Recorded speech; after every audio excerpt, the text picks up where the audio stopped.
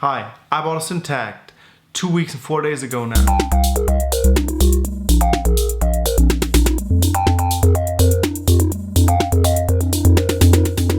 And I decided to make a video about it, and here's why. I thought it could be an interesting idea to document kind of my first days, my first weeks with a new piece of gear, my journey into learning something. So let's start with why I bought the Syntakt in the first place. I had model samples for a little over 2 years now.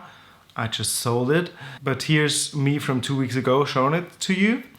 And I always liked it. It was fun playing around with it, but the main idea in buying this was to get away from using samples. A couple of weeks ago I visited a friend's studio and he had an analog drum machine, a 10 spare, and I was quite impressed by the sounds and especially by the fact that he just turns it on and there you have a bass drum and you can tweak the bass drum a little bit, and there you have a snare, you can tweak it a little bit, but it's just that you don't have to go through tons of samples, because that's what we all do a lot when or that's what I do a lot when I create stuff in Ableton, or it was the same with the model samples.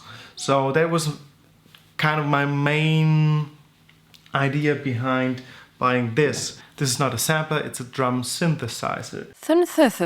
You can find a lot of information about that online, so I will not go into detail. This is not like a review or something. This is just my experience with this new piece of gear. So there are several parts in this video. I started by just using the Syntakt on its own, creating some patterns.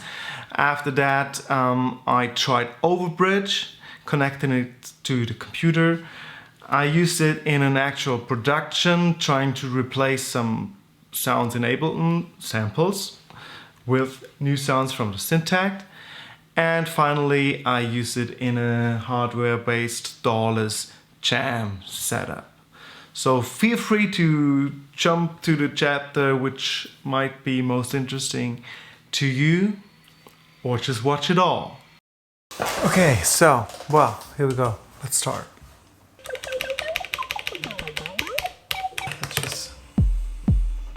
Create a 4 on the floor, kick drum,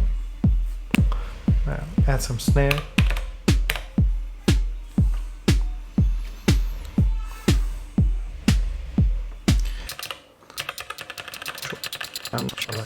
yeah, okay, cool.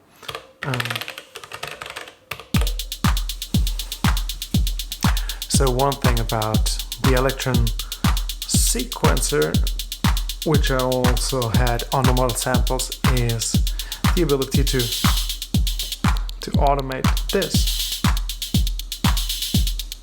So go to LFO and destination. We should find decay here. Yeah, cool.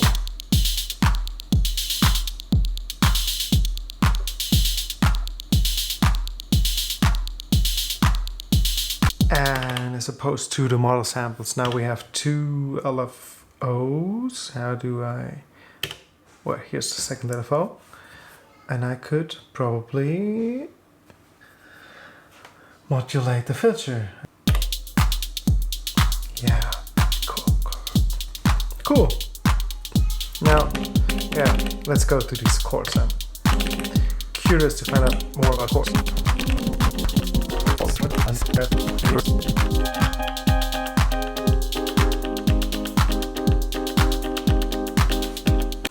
Keyboard. Okay.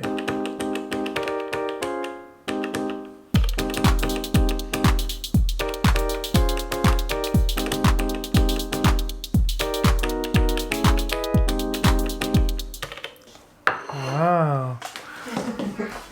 Thank you very much. It's now in my first YouTube video. Yeah, you're welcome.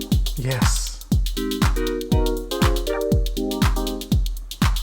Well, of course I have to modulate that. Reverb and delay.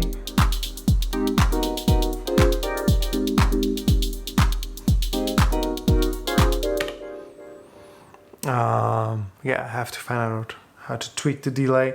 Let's first take a bite of this. Oh, delicious. Is it a good idea to eat while doing this?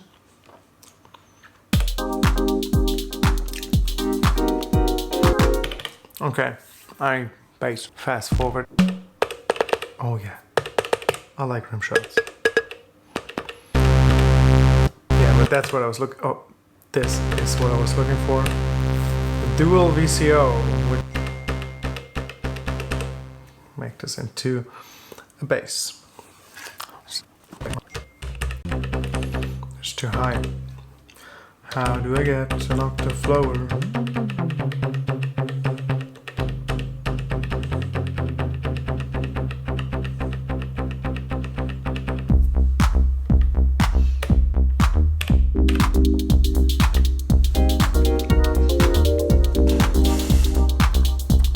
I don't know.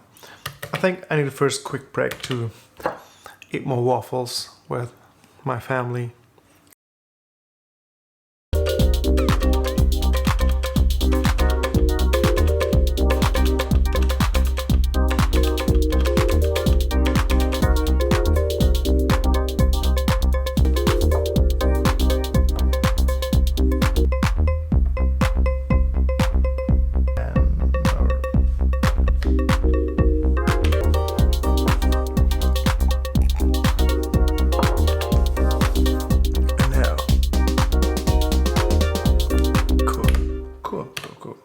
Okay, I am quite happy with this first simple pattern that I created, and I think maybe that's it for today.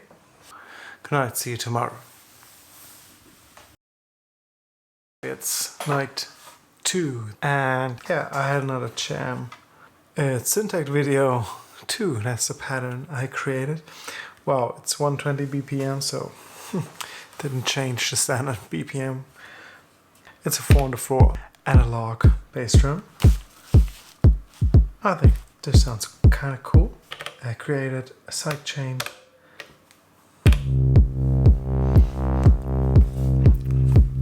by using the effects track.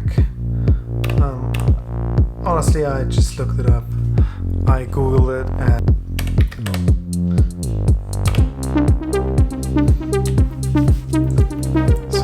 now you can hear the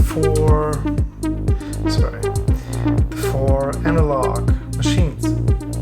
So I have kick, bass, this lead, that's the dual VCO, the cymbal machine,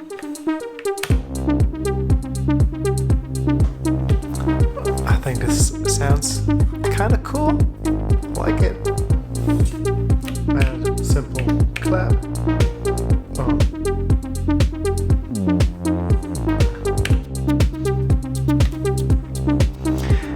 I like the groove. And I did a lot of processing to these.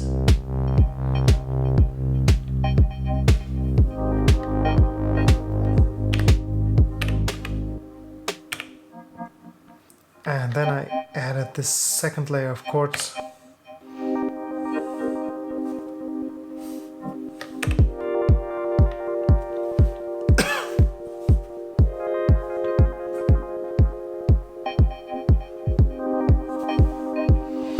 I like the combination of these two.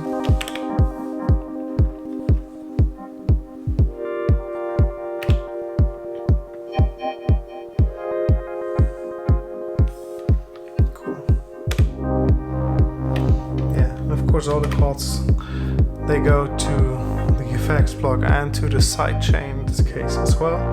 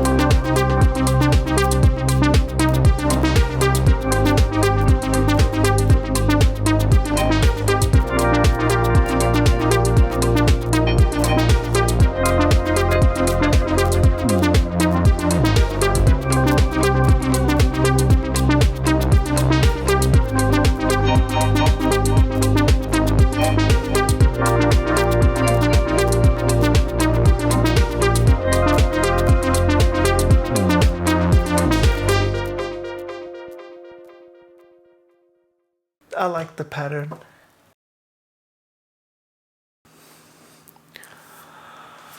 Okay, so I've moved the Syntakt over to my main desk here and hooked it up to my computer and to Ableton.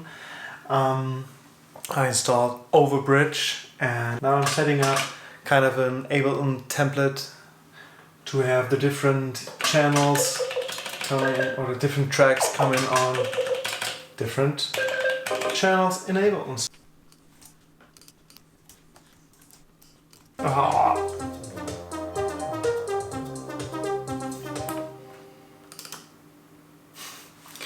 Okay, so I ran into the first issue here, or maybe this is the first real downside of this machine. So Overbridge works well. It's easy to set up, but I'm not really sure how useful it is, because if you want the individual tracks, you don't have the effects track. Well, you have it, but it's on a separate track. So if you want the effects track, if you want the distortion or the filter, then of course you don't have individual tracks. I mean, it's not possible because it's a group, a bus. The effects is on the bus, and obviously you cannot have individual tracks with the bus effect. That makes sense, but that's the stereo out, the Overbridge stereo out. And if I switch to the individual tracks, it sounds like this. Yeah, not great. Oh! Look at that. Yes. Please restart. Yes. Doing it. Okay, so I'm back, and today I'm testing whether the Syntakt fits into my actual workflow when I'm working on real tracks. So I'm working in Ableton Live, and today it's more about the sounds. Do the sounds make sense in my tracks or in my workflow? So what I have here is a track I'm currently working on. It sounds like this.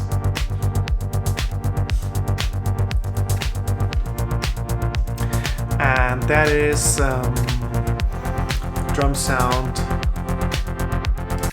made of samples, mostly. So let's see if the Syntakt can actually improve this track or make it even worse. I tried to replace some of the sounds, and here's how this worked out. So this is the original kick drum. Let's start with the element that I am least sure about if it makes sense. This is the original kick, which is a Cashmere kick from Splice. So this is as mainstream as you can go, probably. And it just sounds good. And here's the kick that I came up with from Syntakt. So I did not try to replicate the Cashmere kick. I don't think I could do that with the Syntakt. I'm not sure. Do you think you could? Does anybody think they can create a kick like this on the Syntakt? Is it possible? Yeah, so here's my kick, and I think it works as well.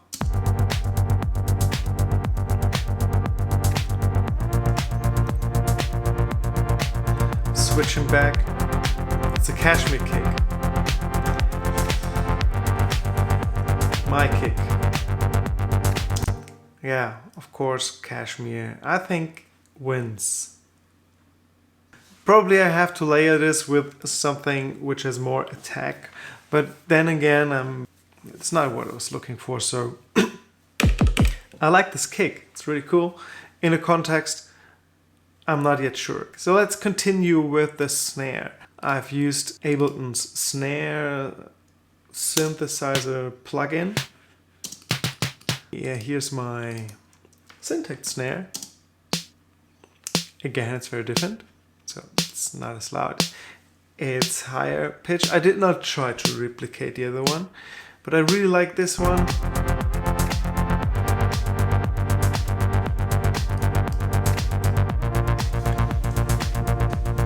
Next element is the hi-hat. I've used a sample. I'm already using kind of an Elektron style technique here with the LFO modulating the decay. But here, so I'm doing the same thing on the Syntakt, but here's how that sounds. And I really like this one. This is the right machine in here, and I like the sizzlelessness, the sizzling sound here. It's really cool.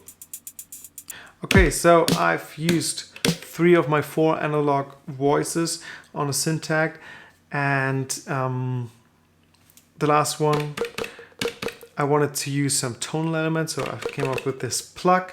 This is one of the snare machines. I think it's the natural snare. I pitched it up, removed most of the noise, and have this tonal plug, and created this pattern, recorded it into Ableton, some post-processing here, and this is cool. I like that. And this is the one thing I'm pretty sure I would not have created this way, or would not have come up with this way without the Syntakt. So this is really cool. I really like the sound, the texture, the effects, how it spins around.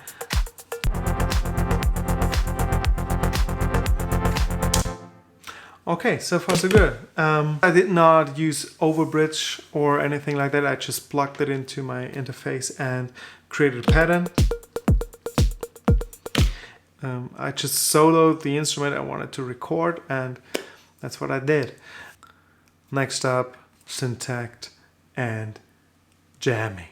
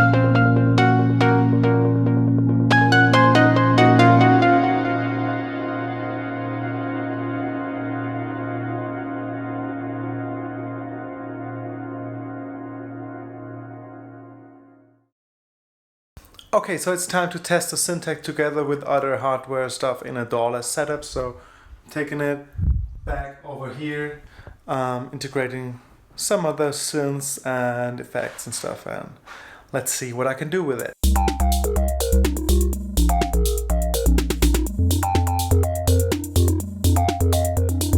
Alright, here we go. So this was a little bit more complicated than expected, but it was not the Syntakt's fault at all. It was more that I'm trying to use 3 external devices, and only one of them has a MIDI through port, only the grandmother has. So it took me some time to find a solution to hook up all 3.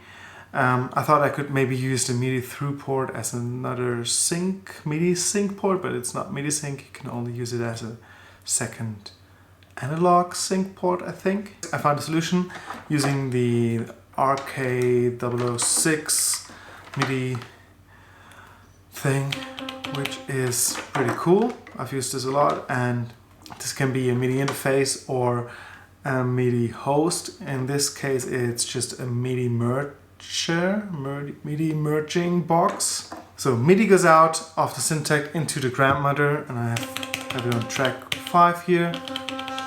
And then we go MIDI through to this little box, and this is set up to send the MIDI input from this input to all the outputs. So that's what you see where all the lights are flashing. And we have one MIDI output via USB going to the OP1. It's this one. We have another MIDI cable coming out here into the Volca.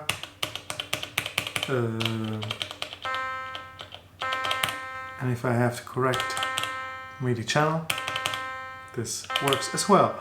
Okay, so now I will add some effects, hook up the audio, and get started.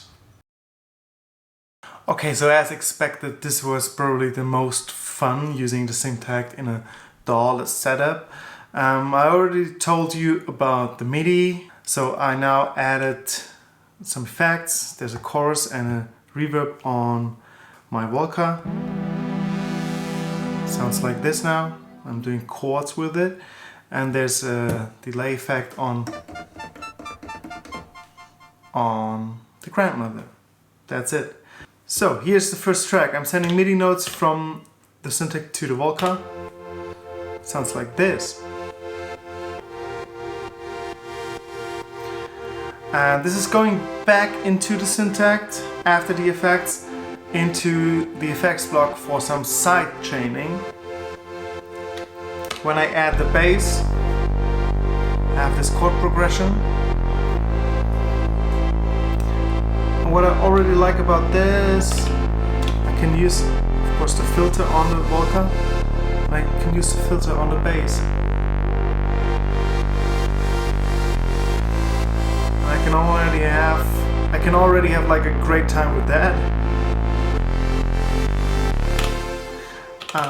Second MIDI element is the grandmother. I'm sending out MIDI on, it's just a 16-step arpeggio sequence. I'm using random notes from the D minor scale, and I turned down probability to 80% to have some variation. And the last MIDI element is the OP1. I have these vocal chops on the OP1, which are triggered by the Syntakt. And here I'm also using MIDI control change messages to control some elements of the OP1. You can actually, I've never used this before, you can actually control the OP1 with CC messages. I set this up and I'm using an LFO to control the cow in the OP1. So the delay amount is controlled by the Syntakt.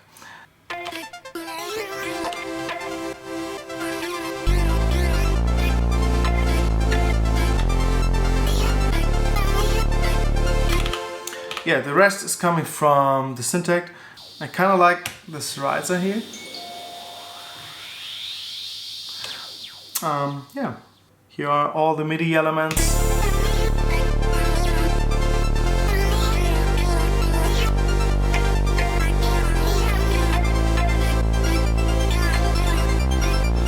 Now let's add the drums.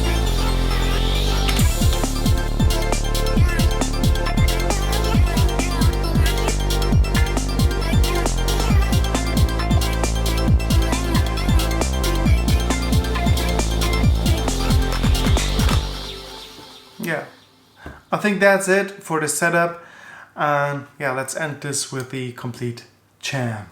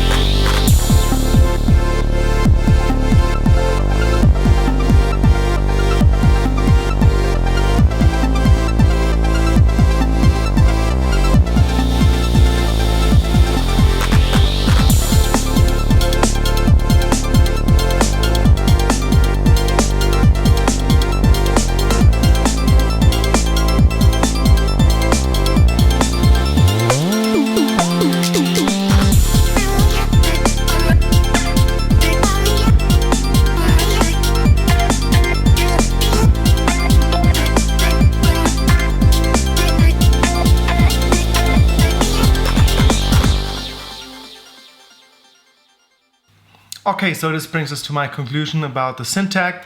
I love it, it's amazing. I will definitely not send it back. It's a great new tool in my toolbox. You can just use it on your own and start creating patterns, and that's a lot of fun. You can start from scratch. You don't go through tons of samples as you do on other machines. In fact, you can go through a lot of presets, which is basically the same as going through samples, but you don't have to. Oh, one thing, I really like the random button. So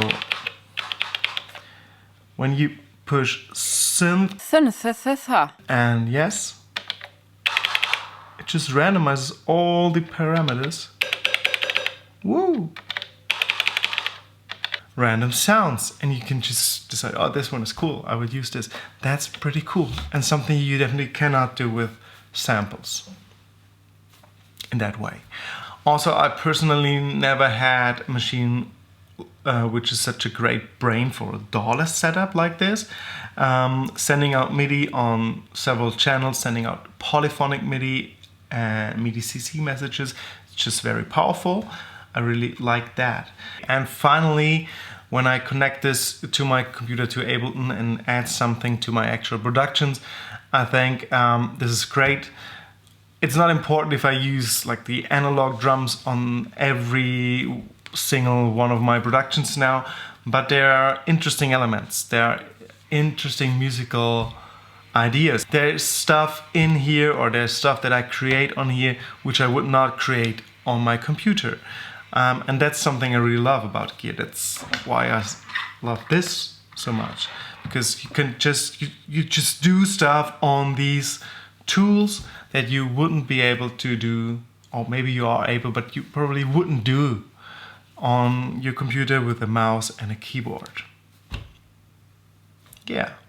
Okay, so this was my first kind of long form YouTube video about a piece of gear, and I really enjoyed the process of creating this. It was a lot of work, but it was fun. So I don't know if this was helpful to anybody. If it was, feel free to like and subscribe. If it wasn't, I'm sorry about wasting your time, sorry. And yeah, maybe I will do more of these in the future. Stay tuned, have a good time, happy holidays, bye.